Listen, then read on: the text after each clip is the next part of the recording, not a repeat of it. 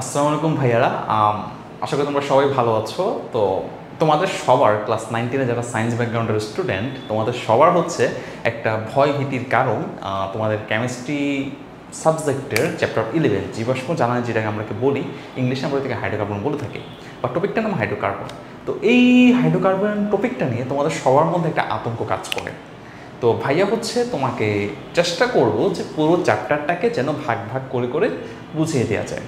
তো আজকে সর্বপ্রথম হচ্ছে আমরা কিছু বেসিক ব্যাপার স্যাপার নিয়ে স্টার্ট করব। সর্বপ্রথম চলে আসো যে আমাদের আসলে হাইড্রোকার্বনের কাহিনীটা কী। চলো দেখি। হাইড্রোকার্বন হাইড্রোকার্বন ব্যাপারটা হচ্ছে, আমি সর্বপ্রথম লিখেছি দেখো hydrocarbon. What is hydrocarbon? Hydrocarbon মানে কি? হাইড্রোকার্বন মানে হচ্ছে আল্লাহর এই দুনিয়াতে যত কেমিক্যাল আছে, মানে তোমার চোখের সামনে যত কেমিক্যাল আছে, সব কেমিক্যালের মধ্যে শুধুমাত্র কার্বন এবং হাইড্রোজেন মেজরভাবে, আবার বলছি, কার্বন এবং হাইড্রোজেন মেজরভাবে বসে, মানে প্রধানভাবে বসে, মেইনভাবে বসে যেই বন্ডটা তৈরি করে বা যেই বন্ধনটা তৈরি করে, নতুন কিছু একটা তৈরি করে, নতুন কিছু তোমার সামনে প্রেজেন্ট করে, সেটাকে বলা হয় হাইড্রোকার্বন। তাহলে ভাই কী কী বললাম? শুধুমাত্র কার্বন এবং হাইড্রোজেন, হ্যাঁ, তার সাথে অন্য কিছু থাকতে পারে, তো মেইন এলিমেন্ট হচ্ছে কার্বন এবং হাইড্রোজেন। তাহলে ভাই কী কী বললাম? তোমাকে বললাম হচ্ছে একটা কার্বন, এই যে একটা কার্বন, এটাকে আমরা কার্বন বলি, সি দিয়ে প্রকাশ করি কার্বন।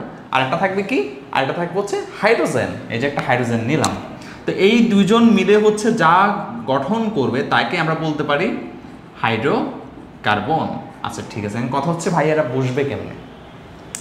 এদের দুজনের কম্বিনেশন বা এদের দুজনের বসার ওয়েটা হচ্ছে কোভালেন্ট বন্ড। কোভালেন্ট বন্ড মানে কি? মানে হচ্ছে কার্বন এবং হাইড্রোজেন ইলেকট্রন শেয়ার করে পরস্পর বসে। সেটা তোমাদের কেমিক্যাল বন্ড চ্যাপ্টারে পড়া, আমি জাস্ট এখানে একটু হালকা টাচ আপ দিচ্ছি। সেটা হচ্ছে কার্বনের হাত হচ্ছে চারটা। কার্বনের হাত কয়টা? চারটা। একটা, দুইটা, তিনটা, চারটা। কার্বনের হাত চারটা মানে হচ্ছে ভাই কার্বন চারটা ইলেকট্রন নিয়ে বা চারটা ইলেকট্রনের আদান প্রদান করে সে হচ্ছে স্টেবল হতে পারে। তার যে চারটা হাত দিয়ে বোঝানো হচ্ছে তার চারটা জায়গা আছে ইলেকট্রন নেওয়ার। এখন সে যেই জায়গাগুলোতে সে ইলেকট্রনগুলোকে নিচ্ছে সেখানে হচ্ছে সে করবে কি? সে সেই খালি জায়গাগুলোতে হাইড্রোজেন এসে তার সাথে কম্বিনেশন করবে। এই যে সিস্টেমটা, এই সিস্টেমটাকে বলা হয়, কার্বন আর হাইড্রোজেনের কম্বিনেশনটাকে বলা হয় হাইড্রোকার্বন। তাহলে হাইড্রোকার্বন বলতে আমরা কি বুঝি? হাইড্রোকার্বন হচ্ছে কার্বন এবং হাইড্রোজেন মিলে যা গঠিত হবে তাই হচ্ছে হাইড্রোকার্বনের। কথা হচ্ছে ভাই এখানে কি একটা অক্সিজেন থাকতে পারে না? পারে, অক্সিজেন থাকুক, কোনো সমস্যা নেই। একটা ক্লোরিন থাকতে পারে না? ক্লোরিন থাকতে পারে, কোনো সমস্যা নেই। ব্রোমিন থাকতে পারে, কোনো সমস্যা নেই। কিন্তু মেইন থিম হচ্ছে আমার কার্বন আর হাইড্রোজেন। তুমি পরে সেটাকে মডিফাই করে ওদিকে নিয়ে যেতে পারবা, কিন্তু তোমাকে আগে দেখতে হবে কার্বন আর হাইড্রোজেনের কোনো বন্ড সেখানে আছে কিনা। কার্বন হাইড্রোজেনের বন্ড যদি থাকে তাহলে সেটাকে আমরা হাইড্রোকার্বন বলতে পারি। তাহলে হাইড্রোকার্বনের থিমটা আশা করি ক্লিয়ার। হাইড্রোকার্বন তাহলে বলতে আমরা কি বুঝি? কার্বন এবং হাইড্রোজেনের কম্বিনেশনে যা গঠিত হয় তাকে বলা হয় হাইড্রোকার্বন। এবার আসলে হাইড্রোকার্বনের প্রকারভেদ, যেটা দেখে তোমাদের বইতে মাথা ঘুরায়, যেটা ভাইয়া কেমনে কি করব। সর্বপ্রথম চলে আসো এটাকে আসলে কিভাবে ভাগ করা হয়। হাইড্রোকার্বনকে ভাগ করার ওয়েটা হচ্ছে তোমার সর্বপ্রথম এটাকে দুই ভাগে ভাগ করা হয়। ভাই দেখো লিখে রেখেছি এখানে। সর্বপ্রথম এটাকে দুই ভাগে ভাগ করা হয়, একটা হচ্ছে অ্যালিফ্যাটিক, একটা হচ্ছে অ্যারোমেটিক। আবার বলি, একটা হচ্ছে অ্যালিফ্যাটিক, এই যে দেখো, একটা হচ্ছে অ্যালিফ্যাটিক, এই যে একটা হচ্ছে অ্যারোমেটিক, এই যে অ্যারোমেটিক। অ্যারোমেটিক নিয়ে আমরা পরে আলোচনা করবো, আমরা আগে অ্যালিফ্যাটিকটা শেষ করিনি। আজকের ক্লাসে জাস্ট আমি এই ফ্যাক্টগুলোকে তোমাদের সাথে আলোচনা করবো যে অ্যালিফ্যাটিক, অ্যারোমেটিক এগুলোকে হচ্ছে কীভাবে কে কোনটা কেমন দেখতে, তাদের বৈশিষ্ট্য কী, বা তারা হচ্ছে কীভাবে স্টে করে। আসো তাহলে হচ্ছে হাইড্রোকার্বন দুই প্রকার, একটা হচ্ছে অ্যালিফ্যাটিক, একটা হচ্ছে অ্যারোমেটিক। যারা অ্যালিফ্যাটিক তারা হচ্ছে নর্মাল, এদেরকে দেখতে তোমার অ্যাবনর্মাল লাগবে না, এদের কাছে নর্মাল মনে হয়। ভাই একটু আগে যে কার্বন আর হাইড্রোজেনের বন্ডটা দেখাইলাম, ওই কার্বন হাইড্রোজেনের বন্ডের মধ্যে হচ্ছে এরা থাকে, মানে ওইটার মধ্যে তুমি কমনলি ওদেরকে দেখতে পারবা, নর্মাল সুন্দরভাবে দেখতে পারবা। মানে তোমার কাছে মনে হবে যেটা অ্যাবনর্মাল। যদি তুমি অ্যাবনর্মাল কিছু দেখতে পাও সেটা হবে তখন অ্যারিমেটিক, সেটা পরে আসবো আমরা সেই অ্যালিফ্যাটিকে। তো অ্যালিফ্যাটিক হচ্ছে দুই প্রকার, একটা হচ্ছে মুক্ত শিকল, একটা হচ্ছে বদ্ধ শিকল। এখন তোমার মাথায় হিট করতে পারে যে ভাই মুক্ত শিকল বা ওপেন চেইন, বদ্ধ শিকল বা ক্লোজ চেইন, এগুলো মানে কি? তুমি জাস্ট ইমাজিন করো, তুমি যদি এইভাবে করে দাঁড়াও তাহলে তুমি মুক্ত আছো, বাট তুমি যদি এইভাবে করে দাঁড়াও তোমার হাত দুইটা ক্লোজড অবস্থায় আছে, আটকানো আছে। এই যে দেখতে যেমন দেখতেছো ভাইয়াকে, এখন ভাইয়া এভাবে হাত দিয়ে দাঁড়ায় আছি, আবার হচ্ছে এবার হাতটাকে আটকায় রাখছি।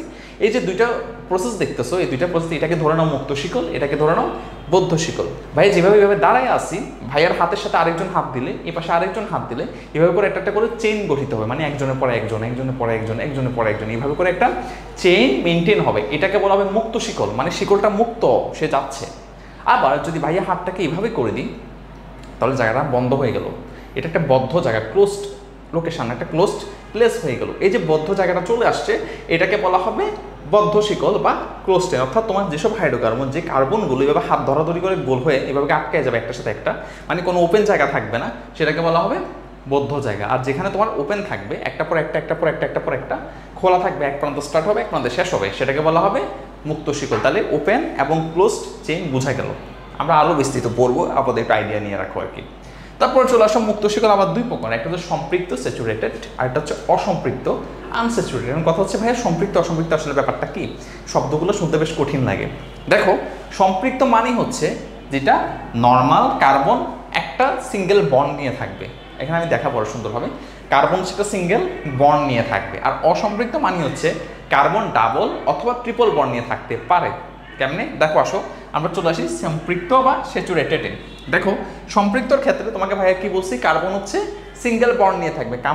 কার্বন যদি সিঙ্গেল বন্ড নিয়ে থাকে, এটা একটা কার্বন ধরলাম, এটা সিঙ্গেল বন্ডটা হচ্ছে এইচ, সিঙ্গেল বন্ডটা হচ্ছে এইচ, এই যে সিঙ্গেল একটা বন্ড, এখানে তুমি কোথাও ডাবল বন্ড দেখতে পাচ্ছ? এখানে কোথাও কিন্তু কোনো ডাবল বন্ড নাই, সব জায়গায় সিঙ্গেল সিঙ্গেল সিঙ্গেল। এখন যদি তুমি ভাবো এমন না, আমার ভাই ভালো লাগতেছে না, আমি এমন করবো, ডাবল বন্ড দিব, এই যে ডাবল বন্ড দিলা, এই যে এই টাইপের যদি ডাবল অথবা এই টাইপের যদি ট্রিপল বন্ড থাকে, সেটাকে আমরা বলবো হচ্ছে অসম্পৃক্ত বা আনস্যাচুরেটেড। তাহলে কি বললাম ভাই, আবার বলি। একটা হচ্ছে কার্বন যদি সিঙ্গেল অবস্থায় থাকে, এই যে দেখো এখানে সিঙ্গেল সিঙ্গেল বন্ড আছে, এই যে এখানে একটা সিঙ্গেল বন্ড, এখানে একটা সিঙ্গেল বন্ড, এখানে একটা সিঙ্গেল বন্ড, এভাবে যদি সিঙ্গেল বন্ড অবস্থায় থাকে তাহলে সেটাকে বলা হবে সম্পৃক্ত।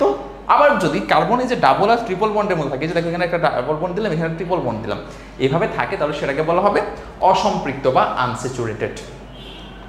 বুঝা গেল কি না? আচ্ছা, এবার চলে আসো বদ্ধ শিকল বা অ্যালিসাইক্লিকও বলা হয় এটাকে, বা ক্লোজ চেইন। বদ্ধ শিকল কি? একটু ভাই যেটা বলছিলাম, কার্বনগুলো একটার সাথে একইভাবে অ্যাটাচ করে থাকবে, মানে এই যে ভাইয়ের হাত যেভাবে অ্যাটাচ করা আছে এভাবে করে অ্যাটাচ করে থাকবে।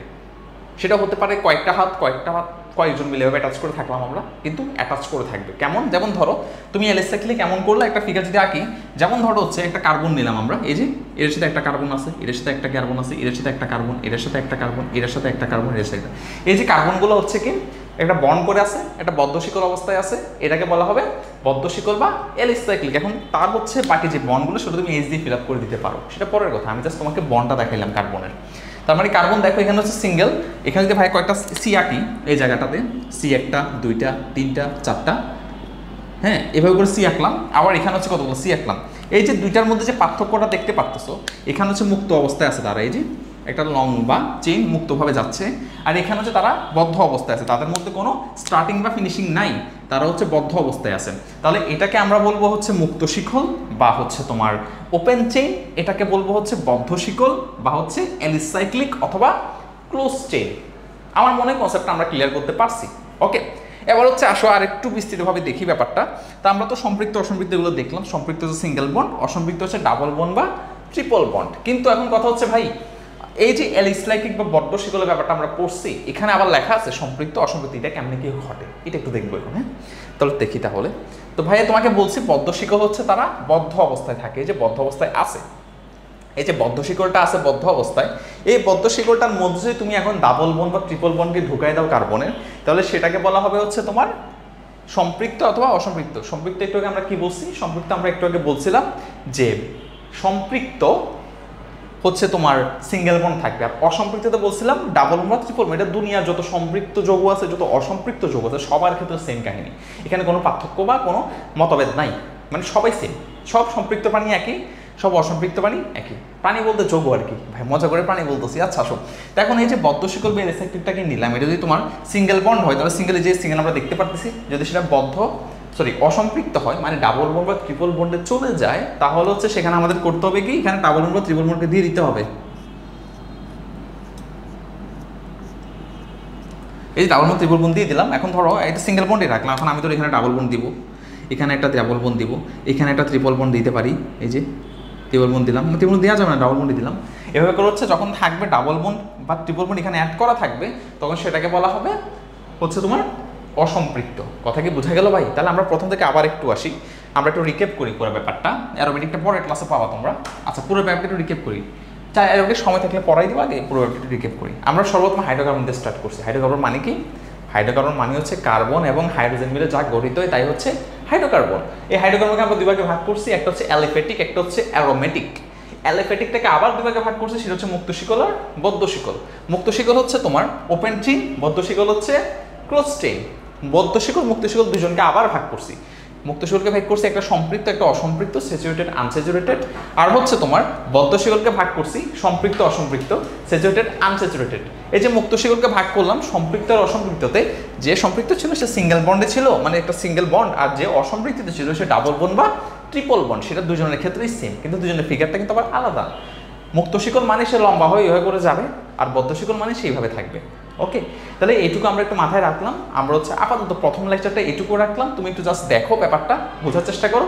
তোমাদের সবার কাজ হচ্ছে তোমরা সবাই কমেন্টে ভাইকে জানায় দাও তুমি এই ব্যাপারটা বুঝছো কিনা। যদি বুঝেও থাকো তাহলে তোমার একটা কাজ হচ্ছে তুমি এই ফিগারটা কত সুন্দরভাবে, মানে এরকম এক্সাম্পল দিয়ে কে কত সুন্দরভাবে লিখতে পারো বা দিতে পারো, তোমরা কমেন্টে সেটা করে দাও। যে সবচেয়ে সুন্দরভাবে আমাদের কাছে এটা দিতে পারবে তাকে হচ্ছে আমরা একটা এডমিন পক্ষ থেকে গিফট পাঠিয়ে দিব। ওকে, তাহলে আজকে এইটুকুই থাক ভাইয়া। নেক্সট ক্লাসে ভাইয়া হচ্ছে তোমাকে অ্যালিফ্যাটিকের একটু বিস্তৃত করে পড়াবো, অ্যারোমেটিক আর একটু বিস্তৃত করে পড়াবো। সে পর্যন্ত সবাই ভালো থাকো, আর এই জায়গাটাকে একটু সুন্দরভাবে নোট করে দেয়ালে টাঙায় দাও। তাহলে প্রতিদিন যদি তুমি এই জিনিসটা দেখতে থাকো তোমার মাথা অটোমেটিক্যালি ক্যাচ হয়ে যাবে। ওকে ভাইয়া, সবাই ভালো থাকো, আসসালামু আলাইকুম।